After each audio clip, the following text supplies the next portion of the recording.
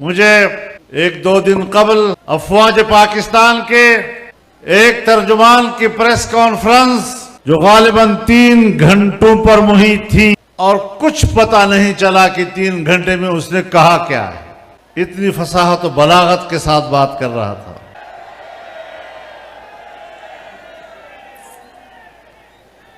वो बज़ाहिर तो तासुर दे रहा था कि वो ये बातें किसी और के खिलाफ कर रहा है, लेकिन जो भी बात करता था कोशिश करता था कि वो मेरी बातों का जवाब दे। मैं जिस जगह पे खड़ा हूं किसी दलील से हूं।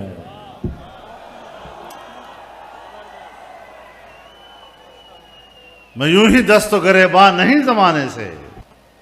हमें क्या पड़ी है? 10 लाख लोगों को इस मैदान में लाना, सफर करके यहां आना, सफर और मौसम की तकलीफ बर्दाश्त करना, फिर कहता है कि इलेक्शन के हवाले से फौज का कोई रोल नहीं।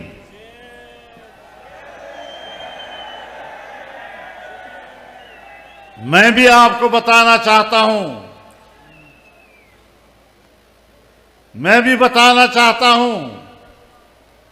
कि आईन में, कानून में, रूल्स में कोई रूल्स नहीं है कि फौज सियासत में बात करे। और मैं भी मानता हूं कि आईन और कानून के रू से तुम्हारा कोई रोल नहीं, लेकिन ये सारा रोला ही तेरा है।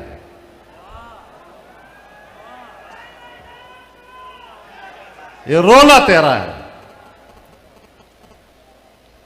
कहता है फौज पर तनकीद करना ये मुल्क से बगावत है, फौज पर तनकीद करना ये तो मुल्क के खिलाफ बात करनी है। हां, मैं भी जानता हूं कि फौज मेरी रियासत की मुहाफिज है, लेकिन जब आप आईनी आर्टिकल के मुताबिक हल्फ उठाते हो फौज में शामिल होने के वक्त कि मेरा सियासत से कोई ताल्लुक नहीं होगा, मैं सियासत में कोई हिस्सा नहीं लूंगा, फिर जिस वक्त तुम सियासत में हिस्सा लेते हो तो फिर तुम उस वक्त पाकिस्तान के फौजी नहीं रहते।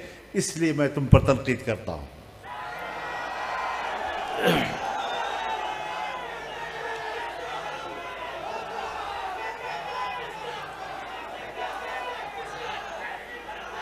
मैं मुल्क में कोई अंधी सियासत नहीं कर रहा।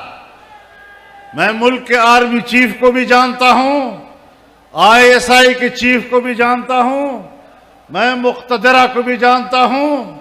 मैं 40 साल से ज्यादा अरसा पाकिस्तानी सियासत से वाबस्ता रहकर किस चीज से अब नावाकिफ हूं कि तुम मुझे सफाई दोगे कि मैंने सियासत में हिस्सा लेना है या नहीं। मेरा दावा आपके खिलाफ यह है कि तुमने सियासत में हिस्सा लिया है, उसके बाद तुम पाकिस्तान के फौजी नहीं रहे कि मेरे ऊपर तुम्हारा एहतराम लाजिम हो। हां, वापस फौजी बन जाओ, वापस फौजी बन जाओ, जहां से निकले वही खड़े हो जाओ। मैं आपके शाना बशाना खड़ा हो जाऊंगा। शायद या तुमने मुझे नहीं पहचाना या मैंने तुम्हें नहीं पहचाना, लेकिन मुझे पूरी तरह इत्मीनान है कि मैंने आपको ठीक समझा है। मुझे आपके बारे में अपनी राय देने में कोई किसी किस्म का तरद्दुद नहीं है। मेरे मोहतरम दोस्तों, पाकिस्तान के क़याम में तुम्हारा कोई रोल नहीं। पाकिस्तान को पाकिस्तान के, हिंदुस्तान के मुसलमानों ने बनाया, अवाम ने बनाया, कुर्बानियां दी और उन कुर्बानियों के नतीजे में पाकिस्तान बना है। और पाकिस्तान का झंडा तुमने नहीं लहराया, पाकिस्तान का झंडा हमने लहराया है।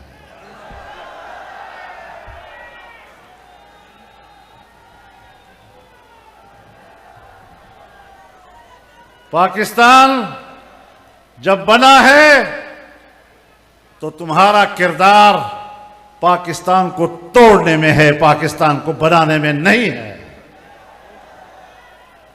सन 1971 में 90,000 से ज्यादा फौजी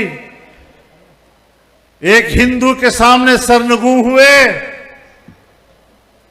तुम्हारे किरदार ने हमारी नाक काटी थी।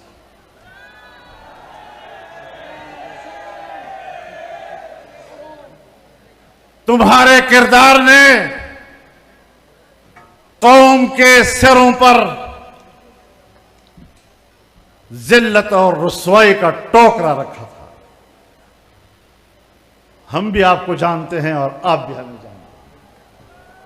और तुम अगर वर्दी पहनकर मुझ पर कोई रौब डालने की कोशिश करते हो तो मैं आपको बताना चाहता हूं कि तुम सारे मिलकर भी मेरे जिस्म पर रूह तक नहीं रेंगती।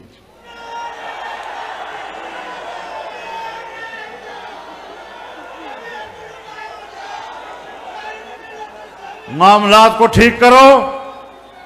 हम इसलिए आए हैं कि आपको बताएं कि मामलात को ठीक करो। सियासत से दस्तबरदार हो जाओ, अपने पोजीशन पर वापस चले जाओ। और मैं ये भी आज आपकी ताईद से कहना चाहता हूं, आपकी ताईद से कहना चाहता हूं कि आपको कबायली इलाकों से निकलना होगा। ऑपरेशनों के नाम पर हमें अपनी खैरख्वाहियां मत दिखाओ। तुमने 2010 से ऑपरेशन शुरू किए, आज 2024 है, 14-15 साल हो गए। हमें अमन देने के नाम पर कबाइल को तबाह बर्बाद कर दिया, कबाइलों की इज्जतों को तबाह बर्बाद कर दिया, कबाइल के शमले तुमने गिरा दिए, कबाइल की पगड़ियां तुमने उछाल दी।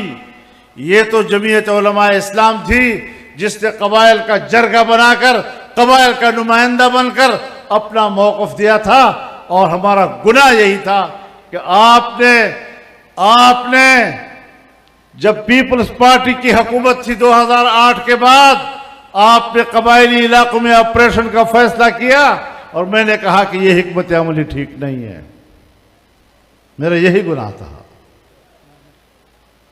और अगर मेरी राय गलत थी तो फिर आज तक दहशतगर्दी खत्म क्यों नहीं हुई? फिर आज तक दहशतगर्द क्यों मौजूद हैं? तुमने अफगानिस्तान की सरहद पे बाड़ लगाया। खुद बाजवा साहब ने मुझे कहा कि अब हमने बाड़ लगा दिया है, कोई शख्स न उधर जा सकेगा न इधर आ सकेगा। तो 40,000 लोग उधर गए, 20 साल वहां लड़े और फिर तुम्हारे बाढ़ को उड़ा के वापस आ गए। आज फिर मेरी जिंदगी क्यों खतरे में है अगर आप मेरे वाकई मुहाफिज हैं तो?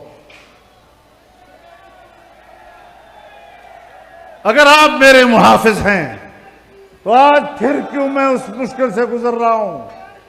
आज मेरे रास्ते फिर गैर महफूज क्यों हैं? आज मेरे गलियां क्यों गैर महफूज हैं? आज मेरे मुल्क के शहरी क्यों गैर महफूज हैं? तो इसका माना यह है कि हमने आपके ऑपरेशन के हवाले से जो उस वक्त तहफ़्फ़ुज़ात दिए थे वो ठीक थे, और आपने जो हमें अमन और अमान का इत्मीनान दिलाया था, तुम अपने दावों में गलत साबित हुए हो। मेरे मोहतरम दोस्तों, जब मियां नवाज शरीफ साहब की हुकूमत थी तो आपने फाटा इंज़िमाम का फैसला किया।